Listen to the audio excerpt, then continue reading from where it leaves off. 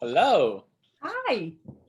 Thanks so much for making time today. I'm really excited to learn more about the role you play at Unilever and talk about media. I'm happy to be here today. So I guess to kick us off, so we've gotten a few like initial Q&A questions that came in, and I think a lot of people are really interested in what was the path that led you to the role you're at today? So when I was young, I thought I was going to be a lawyer until I realized how much time and energy, not even money, it was like studying, and I hated studying for tests. So I was like, I think I'm going to try this marketing thing when I went to school. So I went to Bryant and was fortunate enough to have a bunch of different internships, and they were mainly all in the PR space. So I actually really did think I was going to the PR space. And then, when you're a marketing student, it's unlike your peers, especially in business school, where accounting students have jobs lined up before, the holiday season even. No one wants to talk to you until after you've graduated, which is kind of a very weird feeling. But, I kind of, it was what it was. I embraced it, and I went on a bunch of different interviews. I, looked at a entry level marketing role. I looked at a couple PR roles. I looked at a publishing role, and I happened to also look into this crazy media world. A fellow alum from Bryant had actually reached out to my advertising professor had connected me. I applied after I graduated, and it came down to like having all these offers at the same time and entry level. And I'm like penny pinching, like this one was offering $22,000 with no overtime, but this one's $18,000 with overtime. But my commute to Manhattan cost me this much. And my drive to New Jersey would cost me that much. And I remember my dad, of all people, which is funny because he worked in construction for my grandfather, right? So this business world was like not his space. And he said to me, are you really crunching numbers over this? Like, what's the one you think that you want to try? And I was like, you know what? This media thing sounds interesting. It's in the city. I don't have a lot of responsibilities right now, so I'll try it. And if I like it, I'll stay. And I'm not going to say how many years ago that was. It was a long time ago. And I've stayed in this crazy media world ever since. The path that I've taken is, for the majority of the time in the industry, I was on the agency side. I loved the agency side. I loved the camaraderie of people. I loved teaching people. I felt like, one of my biggest accomplishments, aside from doing a really good job for my clients, was to get people promoted and have them learn. So, I loved the space.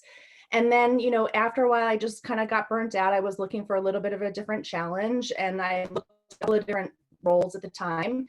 And, I actually had two people call me. One was someone I used to work with, actually, and somebody was just somebody else in the industry who's actually a neighbor of mine. Both called me the same day and said, I found your next job for you, and it's at Unilever. And I remember being like, Unilever, like, what's that? And I went online and looked, and I was like going through all the brands, and I'm like, oh my God, I use that. My mom used that growing up, blah, blah, blah. And I just, one thing led to another. I explored it. I explored some other jobs, and I just, it felt good to me. It felt like it was a good company. And what I loved about the leap was it still kept me in the media space. It brought me a little closer to the marketing space. And it also allowed me to broaden my horizon outside of sort of like mainly TV sponsorship focused space into more of the digital space and sort of a holistic media role. Yeah. But I never planned that. A lot of, like, the first question I'll get from a lot of people are like, well, how did you know you were going to make these moves? I didn't. I kind of went with my gut along the way. And when you made that jump from agency to in-house at Unilever, what were there lessons that you think were very crucial that you learned in your agency time that you brought with you? Yeah, I mean, so first of all, I think one of the biggest lessons was like, when you come from the agency side, you're used to working in a chaotic environment.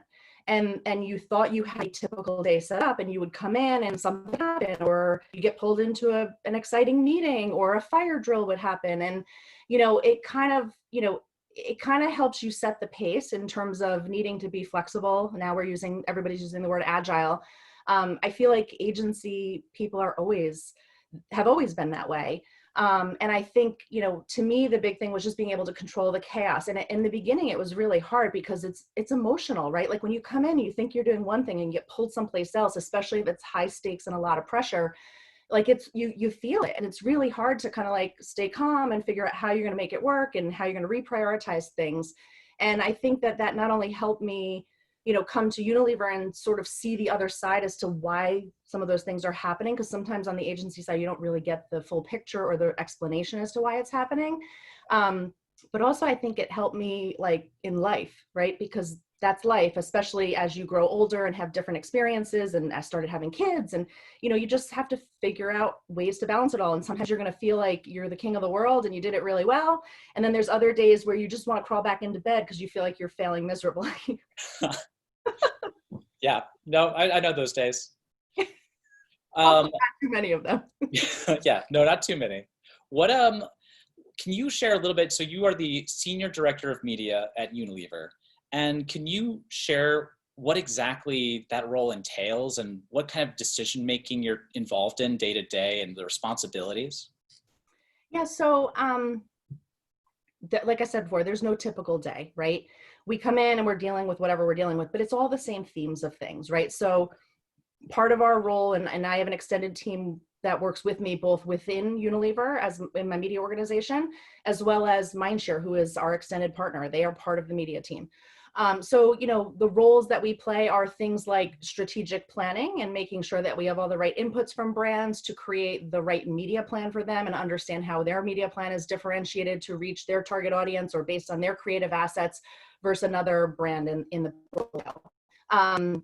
And obviously, even throughout the day, or the year, there's a budget fluctuations, ups and downs, things that are happening, and how we maintain and manage that. We then also take all that information and roll it up to a portfolio view for our investment approach. And with the investment approach, right, we want to make sure we're going to market, aggregating our scale, asking for all the right deal points. And within that phase, it also becomes about making sure that we're driving the industry forward and ensuring that we're pushing for increased transparency, increased responsibility in the ecosystem and things like that. And then also there's, these other areas have started kind of coming in. And I would say that would be like the general foundation of it. And a lot of what we do, because we're a global company, whatever we're doing in the US, we're either sharing out and learning from others as well, or sometimes we might be a lead market in certain areas. So the role and responsibility we have to share out becomes even greater because we then want to ensure that our markets don't make the same mistakes that we made along the way. When it comes to, a responsible ecosystem, it sounds like it would be something easy. We're really not expecting a lot, but it's really hard. And there's a lot of fine print and technicalities that go behind it. And what I would say is the other spokes that start to come in are, things like tagging of media. I mean, I know more about tagging of media than I ever thought I would, than I ever probably thought I wanted to know. and I still don't even know it all. Media now, we're getting much more involved in the retailer space and customers that are selling media offerings, and how we also can enhance and take what we've learned elsewhere and take their current offerings and elevate them. And then also what we've done at Unilever too is we've integrated our paid and earned teams. So Casey DePalma is my counterpart who runs the earned side of the business. And we call each other yin and yangs of each other. I oversee the paid media side, so strategic planning through execution, first looks, big ideas, etc. And she oversees the team that does, brand PR, events, influencer space. And so we've integrated our paid and earned teams very nicely over the last couple of years, which I think has been a huge leg up for us. That's awesome. And I remember when we previously spoke, we talked about your relationship with Casey and influencer marketing. Like, Yep. How do you two work together on building the strategic platform for influencers and finding the right influencers to work with? Yeah, so Casey's clearly the expert in this space, and I'm actually happy to say, like, she is actually leading a advisory board and committee as part of the ANA as well in this space to really make sure we're bringing other marketers along with us. A couple of years ago, when we were doing this forward thinking in the paid space, at one point in time, we had this whole feeling like, hang on a minute, should we really be sharing this? It's kind of our competitive advantage. And we're like, well, all boats rise, and we're doing the same with the influencer space. I don't get involved in all the specifics, but, a lot of what Casey and I work on together are things like level setting. What is an influencer? Because, by the way, there have been influencers long before the social media space came along. Yeah, you mentioned that. This was so interesting to me when we talked about this. Right? I mean, right, doctors are influencers, dermatologists, especially for the products that some of the products that we have, DJ chatter, local radio hosts, talk show hosts, they can all be influencers. So, kind of reminding everybody and level setting that there is a huge sphere of influencers that we have to work with. And then how you go about selecting them depends on what it is you're trying to accomplish. One of the traps we fell in, which I think a lot of people fell in early on, was how to compensate an influencer. And a lot of times it was deferring to how many followers they had. But then we actually started to dig more and started to realize people were buying followers, and these followers were actually bots, not real people. So there was a lot of fraud. So, Casey led a whole stream of work around how to change this, how to compensate, how we're pitching for third parties to come and deliver solutions to us in this space. What I would say is sort of where the rubber hits the road specifically in terms of the integration between paid and earned is when it comes to the fact that if you think of it, influencer content is content. You would not create a piece of content and only have very few people see it. Oftentimes you want more than a few people to see it. Okay. And the way the platforms have changed their algorithms, there's not a lot of organic viewership happening. So by default, you need to pay to amplify. And so that's where our teams come much closer together. And if you also think of it separate from the influencer space per se, think about live events now. Well, I mean, now everything's virtual, right? But even prior, the social platforms and the digital platform has allowed us a different opportunity to bring the event that some people can't make it to in person live to them in different ways. So it's a whole new outlet for us to work together to amplify these things and bring a greater audience to, whether it's the event itself or a specific host that, if we have experts, if we have a sample that's happening, a demonstration that's happening, it's a way to bring it to more people. Wow. I want to circle back to kind of going back through some of your moments in your career. And I think like one of the things that I'm interested in is just with the experience that you've gained and working both in agencies and now at Unilever, what your responsibility is to, I think there's like maybe 400 plus brands at Unilever, and how do you manage that much when it's this, it just seems so massive to me. Yeah, we have a lot of brands. The way we try to set up our internal team is to align by categories and brands. And within the categories, we try to flex. We'll work with whoever the lead of that category is to determine where the resource is needed. Sometimes more attention is needed on brands that are spending more money. Other times those tend to be a little more turnkey in that year and need attention spent on a brand that's spending very little money. So there's a lot of collaboration that goes into how we do this and how we partner. The way we're also set up is that media is not a gatekeeper. So it's not like a conversation goes from mindshare to media to the brand. The brands in mindshare are interacting every day, and media is jumping in and out, whether it's playing a strategic advisory role, whether it's helping to make sure the brief is in a really good place before we give it to the agency, jumping in if we have creative issues or creative delays and things like that. And then there's also a sort of larger role that my team plays in terms of, forward thinking areas. So the gaming space, right? Like, what should we be doing? What are we doing? Where is there white space to do things? Years ago, we used to have someone dedicated to digital and mobile. Well, we don't need that anymore. So we've pivoted and someone's now dedicated to audio. So their role is to also work with the agency and all of our partners out there to understand what's happening in the space, what's changing in the landscape, what are the opportunities for us, what are the best practices and things like that. So, our team kind of double hats between that as well. Yeah. Are there different strategies that you're working with these teams on for the brand, or is there kind of an overarching strategy with Unilever? How do you kind of differentiate between media strategies per each brand, but also for the larger entity? Yeah, so I mean, just like any brand, and probably just different levels of sophistication, but any company, any agency has sort of media principles and guidelines in terms of how brands grow and what it takes, and then how that translates from marketing speak to media speak. So we have those in place, and then it's just really more nuanced about what the specific individual brand needs are, as identified either by ultimate jobs to be done and sales goals, or challenges and hurdles that might be experienced in the marketplace and things like that. So, while there are overarching fundamentals, Each brand is briefing on their specific needs, and we're addressing that with a response through a media plan or a communications plan. Yeah.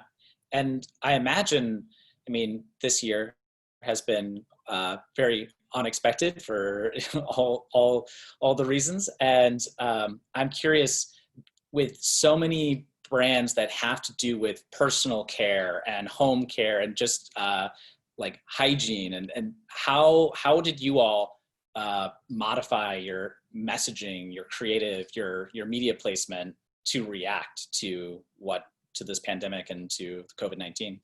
Yeah, I mean, so fortunately, we have a lot of products that people need during this time. Um, but we always say COVID isn't good for anybody's business. It's not good for our business or anybody's business. Um, it really took an extra level of collaboration that we probably just haven't seen before, and at a much quicker pace. And when I say that, I mean, like, we always have collaboration between our marketing organization and the media team and the PR team and all that, but you started to see a deeper collaboration with those folks, as well as our CD organization and our supply chain team, because we needed to make sure that as we're pivoting, I always think of the Friends episode with the couch and pivot, like that was our life. That still is our life a bit, right? Like, in order to make the right pivots, we needed to make sure we understood everything. So it wasn't just simply about, and I say simply, right? It wasn't simply about understanding what media we owned or needed to go buy, and then what creative we already had ready versus making a new one and when it would be ready. We also had that extra layer of making sure that we did the check-in with our customer team and our supply team to make sure, are we having any supply issues? Are these products on shelf? Because the last thing you want to do is pivot, have a really great, meaningful message, and then find out your product's out of stock. And then additionally, we have very hygiene oriented messages that were happening and being created as time went on to be really very relevant to what was happening.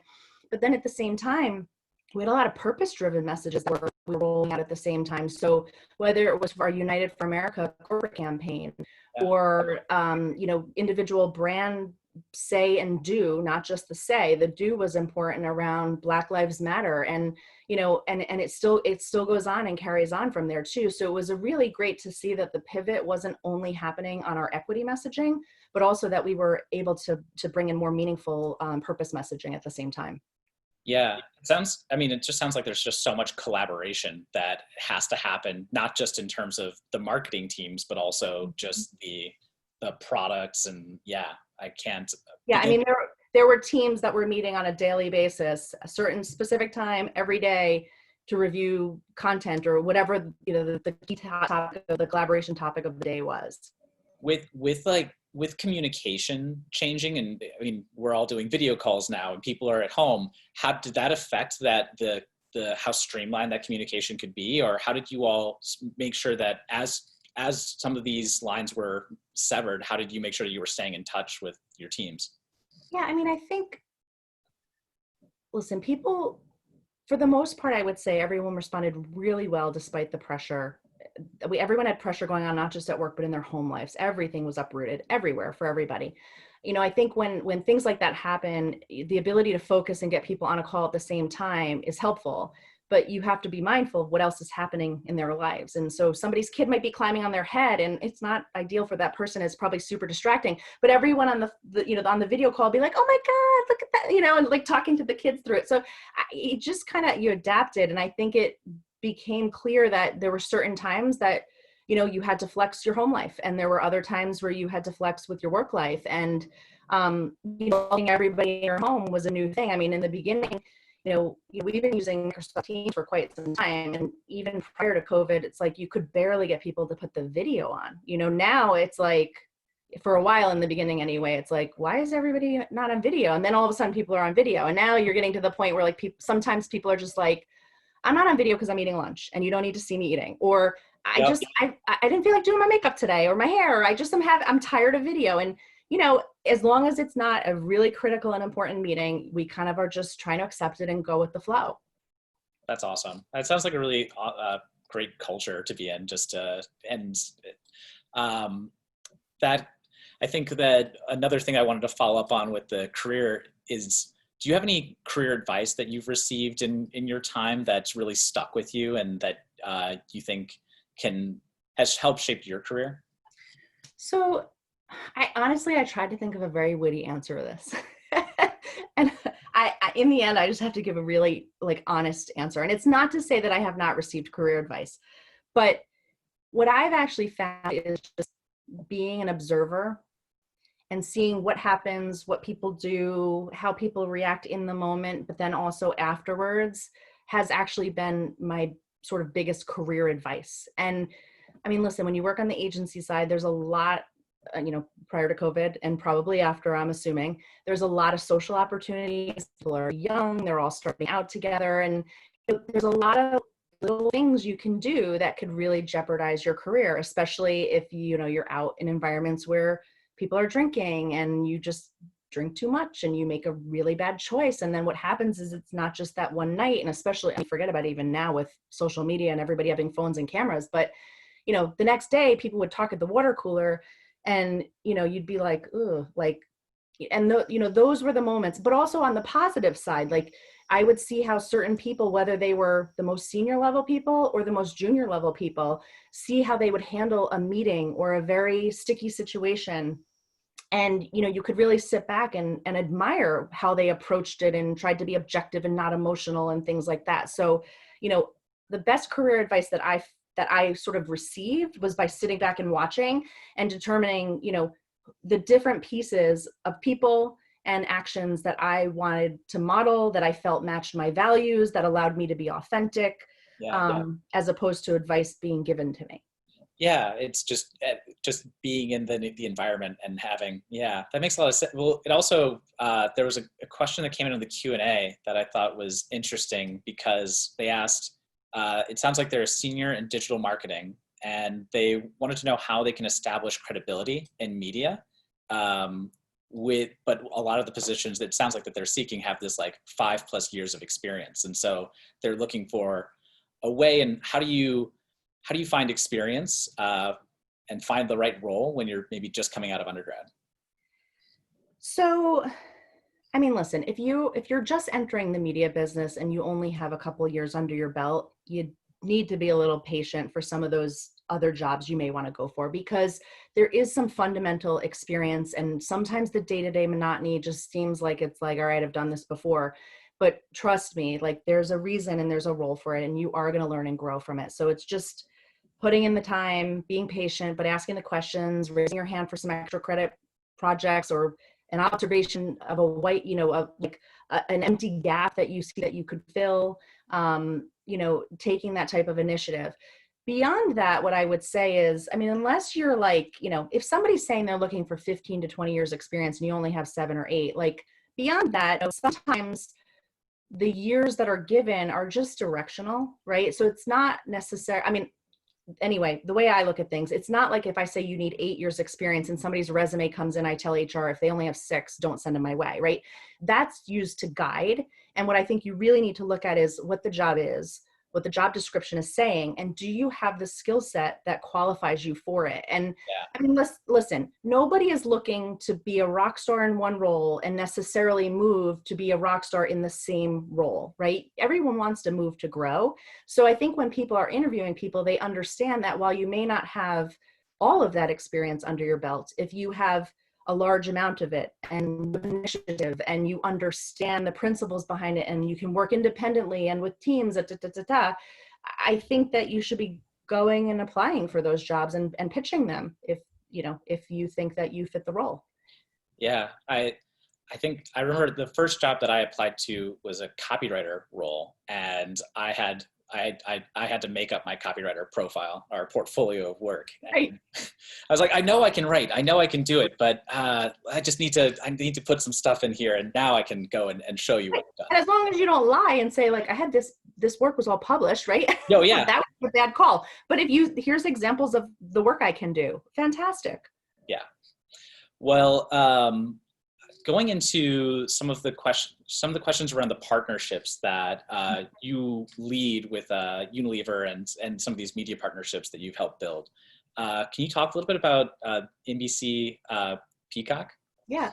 So the NBC Peacock opportunity was a pretty unique opportunity in our minds at the time, and hopefully more to follow this way, because every streaming service and platform that was being launched was mainly non-commercial, so non-ad supported.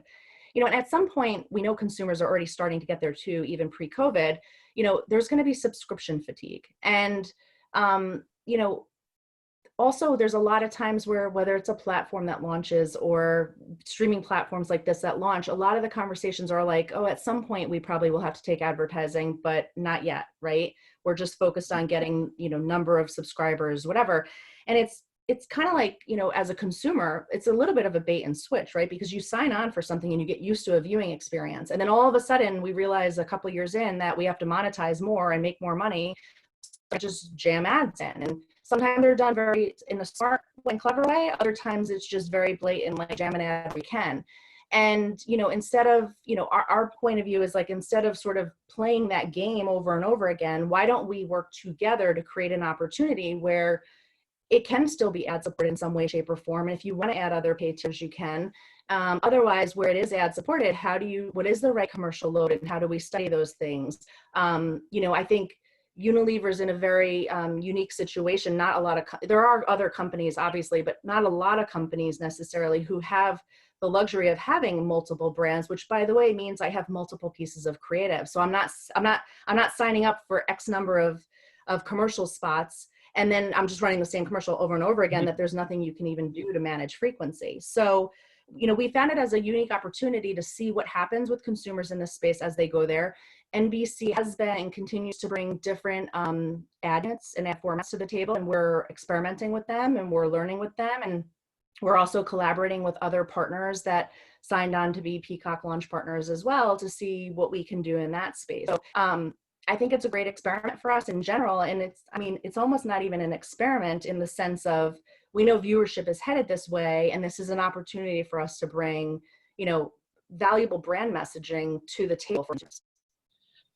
This is like another Q&A question, but someone had asked, in your time at Unilever, how have the strategies changed as devices have changed and like viewership and watching habits and media consumption has changed?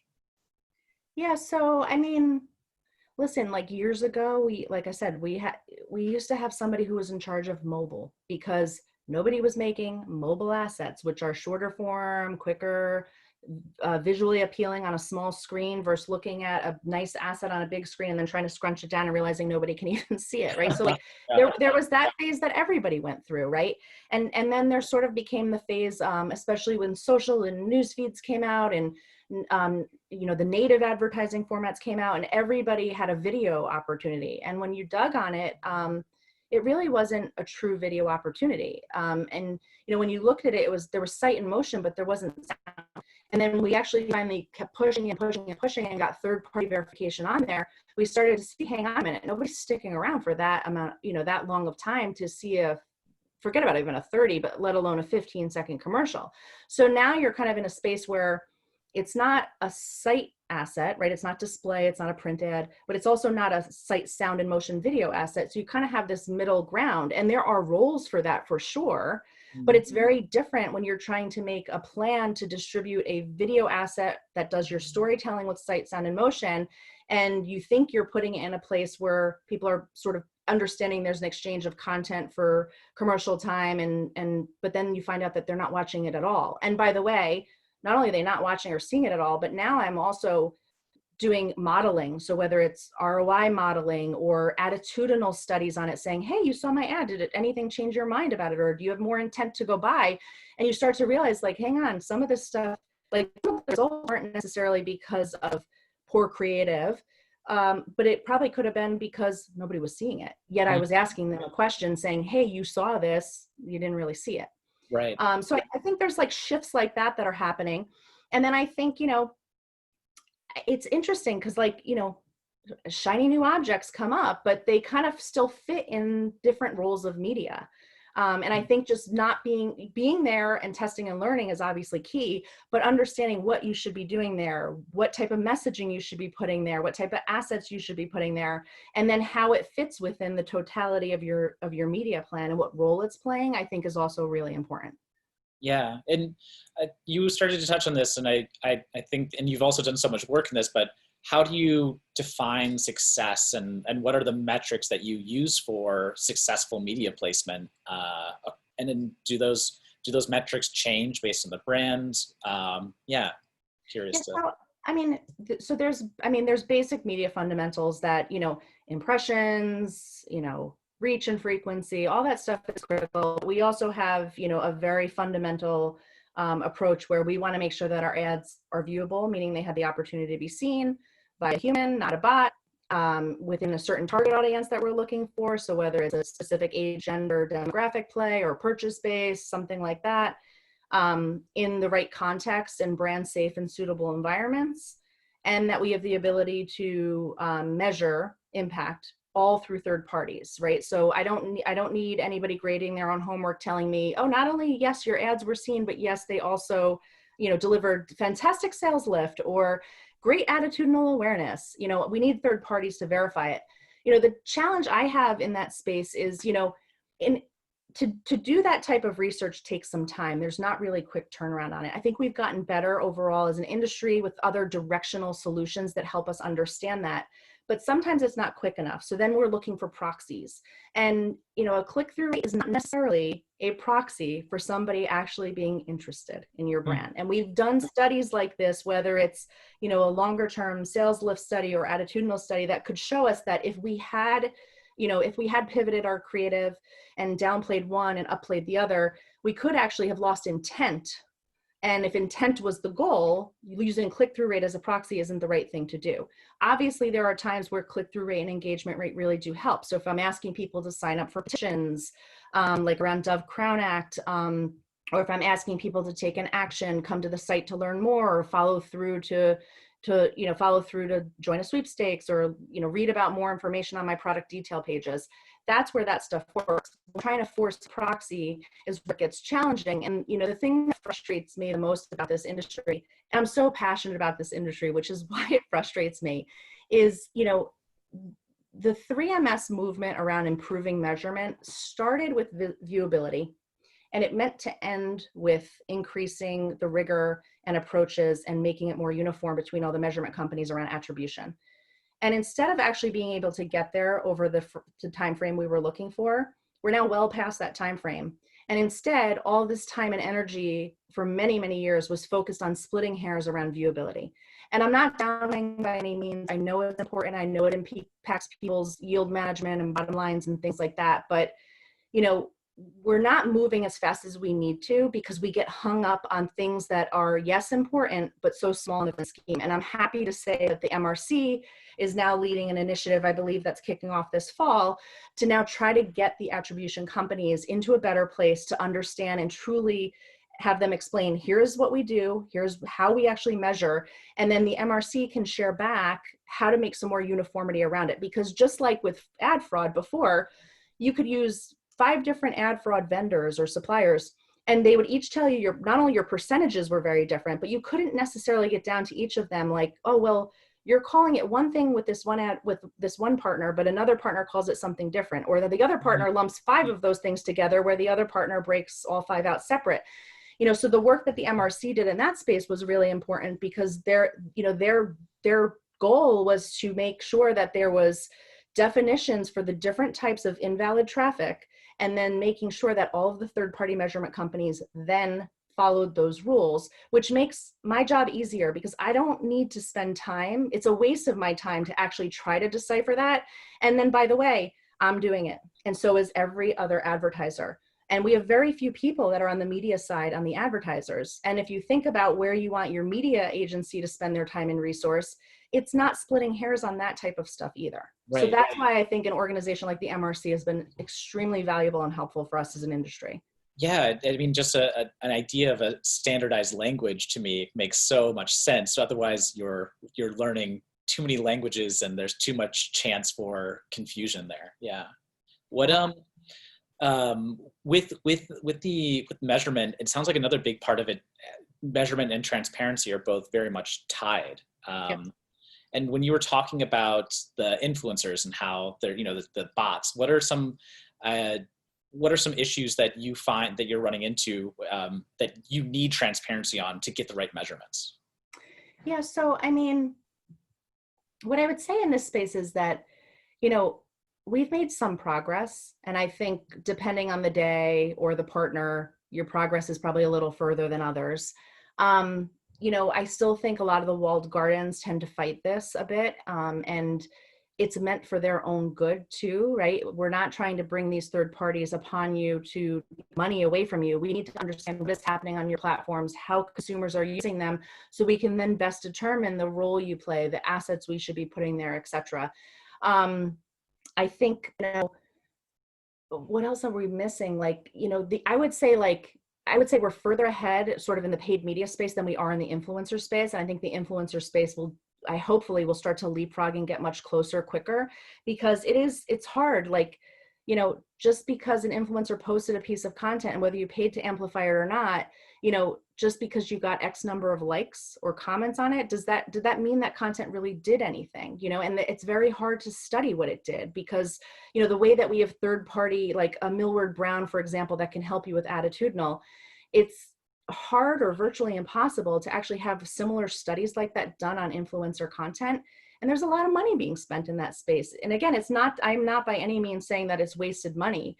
I'm just saying that it's another area, just like continuation of the paid media space. We need to bring increased visibility and transparency to everything that we're doing. Yeah. And that's I can is it because you were saying that, influencers have been around, the idea of influencers have been around for so long, but is it because influencers or the way that we are experiencing influencer marketing now has changed so much that transparency is more difficult? Like, what are the challenges there? I think yes and no. I think that, a lot of times measurement is slow to evolve to the new landscape, because even if you talk about like how we're measuring content and TV ratings, and now that content's not happening just on a TV, it's happening in other places. And, the consumer went well before us. And even though we saw them going there, it took us a while to get to or work towards solutions that can accurately measure. And I think that happened a lot. I think we've also learned is that sometimes as advertisers, we're expecting this to be done. And unfortunately, we can't expect it. So that's why organizations like the ANA have gotten very involved and gotten groups of members involved, whether it's in committee meetings or advisory boards that we've created. And, with the WFA and the creation of GARM, when advertisers are at the central point and moving it forward, we're making sure that we're bringing all parties together. Because, by the way, I need everybody, right? I need digital publishers. I need platforms. I need broadcast networks. I need any other content creators not named in there. I need influencers. I need my media agency partners. I need my creative partners to all come together in order to make everything, work. Yeah. Well, this going back to career, this is a question from the Q&A. But when you were talking about how consumers are leading, and in many ways, you have to, as they changed, or you have to kind of react and follow. And this question was, what mistakes have given you the biggest lessons in your career? So I wouldn't necessarily tie it to a consumer per se. Okay. Where I would tie it is like, listen, no one likes to have a tough conversation, right? Whether it's with an employee that works for you, or a boss that you work for, or somebody you're negotiating with. But the fact of the matter is, like, while we can have friendships that may be on the surface or may actually become great friendships, because I've made some of my best friends from the hardest conversations that I've had in this industry, you have to deal with the elephant in the room, and there's a proper way to deal with it, right? But I think that, when I've learned my lesson on that, I've had to fire employees before, and some of them have actually thanked me after. And I'm like, it was agonizing for me to have to do, and I felt awful. And then they thanked me after, and I was like, what? And they're like, no one's ever given me this feedback. And yeah, you're right. There are some aspects of that I have to work on. And it was like really eye-opening to me. And the same thing, like, I was negotiating a deal once, and Carrie Stimmel now. Well, when I told her this story, she was like, I don't even remember that. To me, it weighed on me. You know, I was negotiating a deal with her. It was for like a product integration. I was waiting for my client to get back to me. They hadn't, poor her is just doing her job, calling me, figuring out what's going on. And I snapped one day and I'm like, I don't know, I don't, and I took it out on her. And I realized like my frustration was actually more with my counterparts and the agency side and the client not giving me the feedback in order to address what I needed. She's just trying to do her job, you know, and I remember calling her back and saying, you know what, that wasn't right of me, you know, and it's just being self-aware of things like that too. And, you know, being honest about it. I think those are sort of the areas where kind of I've learned the most. And then the only other thing I would add is like really trusting your gut. Like there's been a couple things that, you know, seemed too good to be true, and they were, and whether I fell for it or I saw it enough and had to be the one that had to stand firm and be like, guys, we're not doing this because this is going to come out of it. And then you see Cambridge Analytica or things like that happen, for example, where you're like, holy cow, if you have too good to be true, you got to dig more. And if they are too good to be true, there's a chance that might actually be something you want others to deal with, not yourself.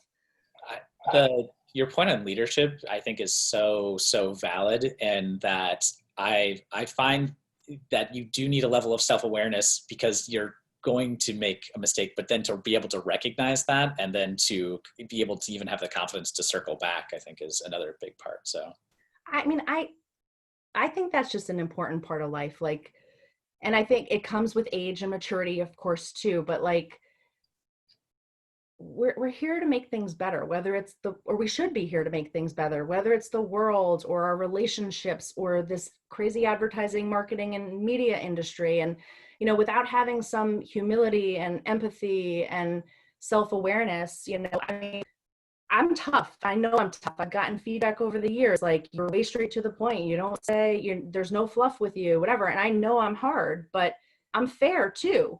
You know, and I've just had to find ways to just modify my approach a little bit so that I could still be fair and tough, but not come across so robotic in everything that I do. Yeah, that kind of, I keep circling back between career and some of these other questions, but go right ahead. How do you go about setting expectations with media partners when you're first kind of building the partnership, and how do you kind of set standards for how you will plan to work together? So, I mean, listen, sometimes it's really hard too, because like I said, you know, that you've gotten to know these people, whether they've been from previous roles or previous parts of your life, and you're friendly. And, you know, at some point it's just like being a parent, right? At some point you're not your kid's friend anymore. And it's the same thing, I think, with media partners or agency partners, any partners in general, where, you know, at some point it's great to say hi, talk about your family, have fun together, whatever, but then you got to put it aside and you got to have the expectation conversation. To me, the times that I've found that they go the worst is when people are beating around the bush, not just outright dealing with it. And again, like, there's been times where my approach is to pull somebody aside that works in business versus doing it in a big meeting. There's other times where I do it in a big meeting, like, the number of salespeople that have come in and are tone deaf and cannot read the room, right? Like, I don't need to hear the 10,000 reasons why you're number one with, women 25 to 54 or people with purple hair that live in Idaho, right? Like, that's great that you have that stat and that data point, but who's your company? What are you about? Why do you think that it resonates with consumers first and foremost? And then tell me why my brands fit on your platform or in your content or, in your network. I wouldn't have thought about like how that pitch happens, but that makes so much sense, and that so many folks are trying to kind of say like, hey, we're trying to gather this group of audience, but also here's what we stand for and what we're trying to communicate to our audience. Do you want to be a part of that? And also, I think like knowing your shortcomings, right? Like, not everyone's perfect, and especially with Unilever expectations and standards and responsibility framework that we have, like, we know not everyone's going to be there overnight, right? And we know that it's going to take time for people to get there. But if you're coming in and acting as if it's like people who live in glass houses shouldn't throw stones. Like, you have to understand, you can't just drink the Kool-Aid where you work. You have to understand what has to be worked on, and acknowledge that either there is a plan to work on it or there's not, but you're going to raise it internally and come back on it. Yeah. Um, well, we have about 10 minutes, so I just want to see if there's anything else in the Q&A, or at least encourage people to throw into the Q&A. Jennifer, is there anything that I haven't touched on that you think would be important to touch on? Um, I mean, so again, I like a big push and thing that keeps me up at night right now is the inability for me to look at my media holistically and understand what is happening, where I'm touching consumers, and how often I'm touching them with my messages. So this whole approach to cross media measurement is extremely important, and it's uncomfortable, right? You don't want to participate for fear out of this, someone's going to come back and say, oh my God, your content or your platform doesn't touch anybody or impact anybody, or I can always get that audience with another partner. That's not why the industry is looking for this. There's a role for everybody in various different ways based on various different, there's plenty of advertisers, there's plenty of advertising content to go around. There are roles for you. And so trying to understand what is happening from a consumer, putting the consumer at the center, and how we can improve the experience, because there's nothing more that I hate as a consumer is like, whether it's I'm binge watching something, or I've gone from one thing to another thing, or I've searched something and that ad keeps following me around. I get it, right? I get it. Follow me for a little bit, but we got to be smarter and we got to turn it off at some point, because, I had somebody I was explaining years ago, I was getting wainscoting put in my house and he didn't know what it was. So he looked at it, and I swear over a year later kept getting, every time he would get an ad, he would snap it and send it to me. He's like, I keep getting wainscoting ads a year later, right? Like, we got to be smarter about some of these things and improve the customer experience. We're all customers. We know what it's like when you're binge watching a show, you get that same ad over and over and over again. Like, we have to do better together. And I think that was like, it circles back to what you were saying about how click-through isn't just the way to, like, if someone is being followed by an ad and they happen to click it, that's not always going to be the measure of what you're after as an advertiser. How many times do you go into an environment and like you're trying to just close the damn ad and you end up clicking through? Like, but why are we hiding the X out button, right? Like, we shouldn't be. Like, we're fooling the consumer. It should be very clear how to get out of that advertising experience, because I decide I'm not interested. Or if I am interested, then I can actually click and follow through to the landing page that you're intending me to go through. Why is it such a problem? Why are we hiding that? That's, yes, please. Yeah, please make that X just a little bit bigger. Or separate from the ad. Yeah. Well, Jennifer, thank you so much for making the time today and this conversation. It was amazing. And I just want to say, on behalf of Ad Club, to everyone who tuned in, thank you for tuning in. And there's more events this fall to look forward to. So yes, thank you, Jennifer, again, for making time. My last parting words is have fun, right? Like, everybody should be having fun and enjoying what you're doing. You're going to have a bad day. You might have a bad meeting. You might have a bad hour. But if you're not really loving this industry, find a way to love it. Find a different role, find a different position, find a different person to work for, because there's a lot to love in this industry. Yeah, that sounds like a really good piece of advice to end on. So thank you so much. Thanks, guys.